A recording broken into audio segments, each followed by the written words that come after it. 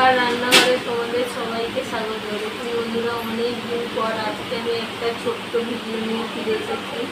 আমার ভীষণ শরীর খারাপ ছিল, আমার ওই জন্য আমি ভিডিও দিতে পারিনি। আগে আমি বলেছিলাম, আমি আজকে 6 দিন পর হসপিটাল থেকে ফিরে এসে সেলাই কেটে আর বসে আছি। দেখুন আমার বাচ্চা নাড়িতে টিউমার হয়েছিল। আমি আজকে অপারেশন হয়ে আর 7 দিন পরে এখানে বসেছি। একটু খাবার নিয়ে এখানে রান্না করে দিয়েছে, সাদা ভাত দিয়েছে, একটু আলু ছাগল ভাতে, একটু তেলে মাছ ভাজা আর ডাঁটা আলু মাছের ঝোল। একটা ছোট্ট ভিডিও বন্ধুরা, আমি এখন রান্না বান্না করতে পারছি না, কিছুই করতে পারছি না। তোমাদের দাদা ভাইরা রান্না করছে, দেখুন ওদিকে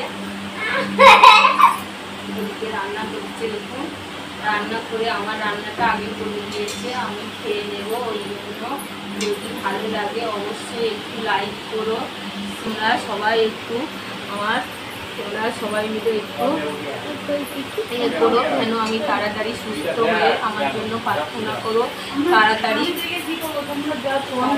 আমি যেন সুস্থ হয়ে আবারও ফিরে আসতে পারি, আরও ভালো ভালো রেসিপি করে দিতে পারি, দেখাতে পারি। আমি জানি তোমাদের আশীর্বাদ বা ভালোবাসা ছিল বলে আমি ফিরে এসে আসতে পেরেছি, তো ফেরার মতো অবস্থা ছিল না।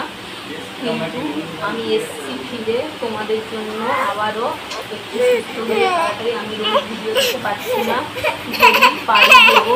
একটা ছোটো ছোটো ভিডিও দিচ্ছি, প্রচুর করে শেয়ার করো আর আমাকে সাপোর্ট করো, যেন আমি ভালো থাকি। তোমাদের কাছে প্রার্থনা। তোমরা দেখো আমার বড় নাতনি মেয়ে কী বলবে শোনো, সবাই মিলে দেখছে। বলো। আমি এবার খেয়ে নেবো বন্ধুরা, অল্প করে ভাত নিয়েছি।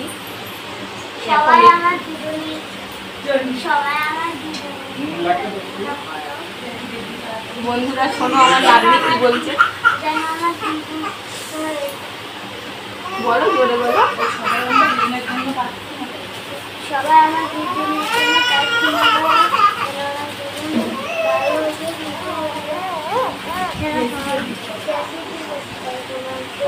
ও বলতে চাচ্ছে যে আমার দিদির জন্য সবাই প্রার্থনা করো, আমার দিদির জন্য তাড়াতাড়ি সুস্থ হয়ে যায় আর ভালো রেসিপি দেখাতে পারে।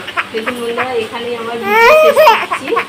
তোমরা যদি ভালো লাগে একটু সাপোর্ট করো আর প্রচুর শেয়ার করো। সবাই ভালো থেকো। দেখুন বন্ধুরা, এবারে আমি একটু অল্প করে খেয়ে নেবো। তারপরে অনেকগুলো ওষুধ আছে, এখনও সেলাই কাটা হয়নি। এখানে ওষুধ আছে অনেকগুলো, এই ওষুধগুলো সব অল্প অল্প আমায় খেতে হবে। আমার রবিবারে সেলাইগুলো কাটবে। এখানে তোমাদের দাদা ভাইরা অনেক কষ্ট করে আগের থেকে রান্নাবান্না করে দিয়েছে আমার, ওই জন্য আমি আজকে খেতে বসেছি। দেখুন আমি যেন ভালোভাবে সুস্থ হয়ে আবারও ফিরে আসতে পারি তোমাদের মাঝে, এটাই আমার তোমাদের কাছে অনুরোধ। সবাই ভালো থাকবে, সুস্থ থাকবে।